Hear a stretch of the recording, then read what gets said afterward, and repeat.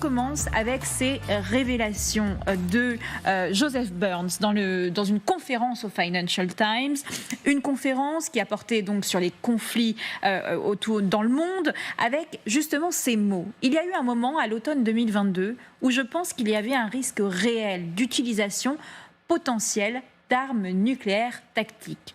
Bruno Tertrais, vous êtes l'expert du nucléaire en France. Très concrètement, en général, on déteste parler du tactique et du stratégique et de les différencier. Quel est votre avis là-dessus ? Alors, j'ai un avis assez précis. D'abord, tout ça, on le savait, c'est pas totalement nouveau. Ce qui est intéressant, c'est qu'il en reparle, Bill Burns, le patron de la CIA. Pourquoi est-ce qu'il en reparle ? Moi, j'ai ma petite idée, mais c'est vraiment une théorie personnelle. C'est que globalement, ce récit sur le risque nucléaire russe, il est cohérent avec la politique américaine qui consiste à dire il ne faut pas tirer trop loin, il ne faut pas donner trop d'armes, il ne faut pas que ça nous entraîne, qu'on le veuille ou non, nous Américains, vers, on en parlait déjà dimanche soir dernier, vers la Troisième Guerre mondiale. Donc à mon avis, alors c'est pas nouveau, mais s'il en reparle aujourd'hui, c'est pour conforter ce récit américain. Je précise que là, c'est pas des informations, c'est une théorie toute personnelle. Maintenant, sur le fond, c'est assez intéressant parce que moi, j'ai un peu reconstitué ce qui s'était passé. En gros, vers le 5-6 octobre 2022, au moment où l'Ukraine va reprendre Kharkiv et Kherson, les Américains ont peur. Ils ont peur pourquoi ? Parce qu'ils interceptent des communications. Alors, ce qu'on sait publiquement, sans avoir d'informations privilégiées, c'est que, parce qu'ils l'ont dit après, c'est qu'ils ont intercepté des communications entre quelques responsables militaires russes qui évoquent l'emploi de l'arme nucléaire. J'ai un peu creusé l'affaire avec mes interlocuteurs américains, y compris des gens de confiance qui connaissent vraiment très bien ces affaires. Et en gros, moi, ma conclusion, c'est que les Américains n'ont jamais eu aucun élément tangible leur permettant de penser qu'au plus haut niveau, au Kremlin, on réfléchissait à l'emploi du nucléaire. Mais on peut les comprendre, encore une fois, je le disais déjà dimanche dernier, on peut les comprendre parce que c'est normal qu'on se fasse peur pour des choses comme ça. Bon, donc voilà, alors maintenant, il y a aussi la question de, si on en reparle maintenant, c'est peut-être aussi parce que la question s'est reposée indirectement, puisque on a vu que les Ukrainiens étaient rentrés comme dans du beurre dans le territoire russe, alors que quand même la dissuasion, c'est plutôt fait pour protéger le territoire national. On l'a tous dit, pénétrer de quelques dizaines de kilomètres en territoire russe, c'est pas la même chose que en France ou dans d'autres pays. C'est pas une invasion non plus. On n'est pas en 1943. Mais quand même, la question, on aurait pu avoir un signal nucléaire russe. Le fait est qu'on ne l'a pas eu aujourd'hui. Donc voilà quelques mots sur cette affaire qui ne me semble pas totalement dramatique en soi, qui ne contient pas de révélations nouvelle, mais ce qui est intéressant, et je préfère le garder sous forme de question, c'est pourquoi Bill Burns en reparle-t-il aujourd'hui ? Alors pourquoi, Isabelle Lasserre ? Vous avez votre avis là-dessus ? Alors, je pense qu'il y a deux lectures, deux manières de lire les choses. Alors effectivement, à l'époque, il y avait un gros risque. Les troupes russes étaient repoussées au nord et elles ont dû quitter Kherson plus au sud du pays. Après, la situation s'est stabilisée. Qu'est-ce qu'il dit Bill Burns en creux ? Il dit qu'aujourd'hui, le risque lui paraît bien moindre en fait. Qu'est-ce qui s'est passé depuis 2022 ? On avait assisté, et ça c'était complètement nouveau, c'était un petit peu l'effondrement du tabou nucléaire, la banalisation de la parole nucléaire par la Russie, assortie de plein de menaces.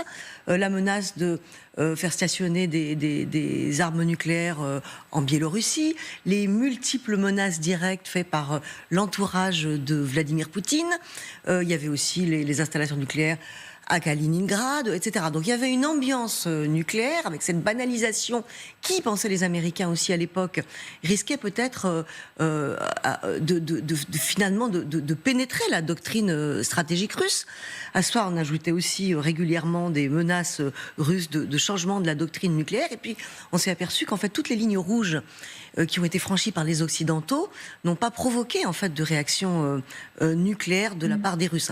Les menaces nucléaires étant limitées depuis le début aux armes tactiques. Donc Bill Burns dit aussi aujourd'hui, il y a en fait, ce risque me paraît beaucoup moins important que 2022. Pourtant, c'est à ce moment-là que on est vraiment dans une période où les Ukrainiens ont effectivement pris un bout du territoire russe.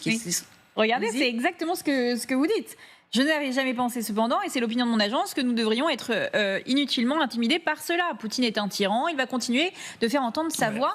De temps en temps. Pardon Margot, mais là, Bill Burns, qui est un type très posé, très pondéré, il fait un petit peu le malin, si je puis me permettre, parce que je crois comprendre qu'aux environs du 6-7 octobre 2022, la Maison-Blanche était liquéfiée. Hein. Donc, encore une fois, je parle de perception. Mais là, je ne pense pas que nous ayons dû être intimidés pour ça. Peut-être qu'il j'enjolive un petit peu les choses. Voilà, mais c'est une petite constatation. Général Yakovlev. En tout cas, ce qui est sûr, c'est que ces 2 ans de guerre et de rodomontade nucléaire ont beaucoup... alors, je ne sais pas si ça a affaibli, mais ça a quand même pas mal secoué la notion de dialogue nucléaire. Poutine a décrédibilisé, dans une certaine mesure, la menace nucléaire. Et d'ailleurs, il y a un petit bruit de fond. Par exemple, là, depuis quelques jours, les Russes se vantent de leur nouveau missile, le Bourevestnik. Alors, ça va tout changer, personne ne peut l'arrêter, etc. Comme si on pouvait déjà arrêter les têtes actuelles par attaque massive. Donc, la question est une fausse question. Donc, il y a aujourd'hui un petit bruit de fond. Il en remet une louche sur le nucléaire. Historiquement, chaque fois qu'il y a eu cette petite discussion nucléaire, c'est parce qu'il y avait des perceptions que ça allait mal à la maison. Et la maison Poutine, est quand même, elle tient encore, mais il y a des éléments de déstabilisation. Et donc, il est possible que Bill Burns, je souscris à l'hypothèse formulée par Bruno et aussi Isabelle, mais il y a derrière, on va être très ennuyé après cette guerre, quoi qu'il advienne, à reconstruire la dissuasion nucléaire, la crédibilité de la dissuasion nucléaire, avec toutes les conneries qu'a sorti Poutine, excusez-moi du terme, avec ces changements de cap et tout, ça va être compliqué. À mon avis, en plus, ça va pas être seulement compliqué à cause de Vladimir Poutine, mais cette crise, cette guerre ukrainienne, en fait, l'invasion de la Russie par l'Ukraine a aussi fait quand même voler en éclats le mémorandum de Budapest en 1994, même si c'est pas un traité, c'était quand même une promesse de la part de ceux qui l'ont signé, notamment la Russie, les États-Unis et la Grande-Bretagne, de se porter au secours de l'Ukraine et de défendre ses frontières si l'Ukraine acceptait ce qu'elle a fait sous la contrainte. Attends, je sais ce que tu vas dire. On n'a pas préparé. Hein. Si elle acceptait de se débarrasser de ces armes nucléaires. Donc, en fait, la morale quand même de l'histoire aujourd'hui, c'est que pour ne pas être attaqué, il faut des armes nucléaires. Enfin, les Ukrainiens sont en train de prouver d'ailleurs que ça peut être parfois faux, parce qu'ils ont quand même attaqué Koursk, donc une puissance nucléaire, et ça s'ajoute en fait aux signaux qui étaient déjà clignotants depuis la guerre en Irak, la chute de Saddam Hussein, et depuis la guerre en Libye, c'est-à-dire que 2 pays qui ont accepté de renoncer à leurs armes nucléaires ou qui ont été attaqués et n'ont pas pu les développer, ces pays ont été envahis et leurs dirigeants ont été démis et d'ailleurs aussi assassinés. Je suis d'accord avec l'essentiel du message d'Isabelle Lasserre, mais juste sur un point où j'ai réagi, c'était sur les fameuses garanties qui avaient été données à l'Ukraine en 1994 en échange de la renonciation aux armes nucléaires soviétiques et non pas ukrainiennes qui étaient sur le territoire ukrainien. On n'avait pas dit on leur portera secours. En tout cas, on n'avait pas dit on leur portera secours militairement. On avait dit qu'en gros, on saisirait le Conseil de sécurité. Et donc, ce n'était pas des garanties très fortes. Ouais. Hein. Et aujourd'hui, ce qui est intéressant, c'est que quand les Ukrainiens parlent de garanties de sécurité, ils disent, alors là, le message est unanime, ce n'est pas une question de débat, ils le disent très clairement et très publiquement, la prochaine fois qu'on a des garanties de sécurité, on veut que ce soit quelque chose de très solide. Au moins, c'est le langage ukrainien, y compris de certains officiels ukrainiens qu'on voit en privé, au moins l'article 5, équivalent article 5, c'est-à-dire attaque armée, riposte immédiate, pour simplifier. Donc, chat échaudé craint l'eau froide. À l'époque, ils avaient cru, les Ukrainiens. Ils y avaient cru, bien sûr, mais d'ailleurs, tout le monde y croyait. Oui. Alors, par ailleurs, je vois que certains disent, je lisais encore ça dans un article de journal il y a quelques semaines, et certains Ukrainiens le pensent encore, alors ils ont été bien bêtes, ils ont rendu plutôt l'arsenal soviétique chez eux pour rien du tout. ils auraient dû le garder.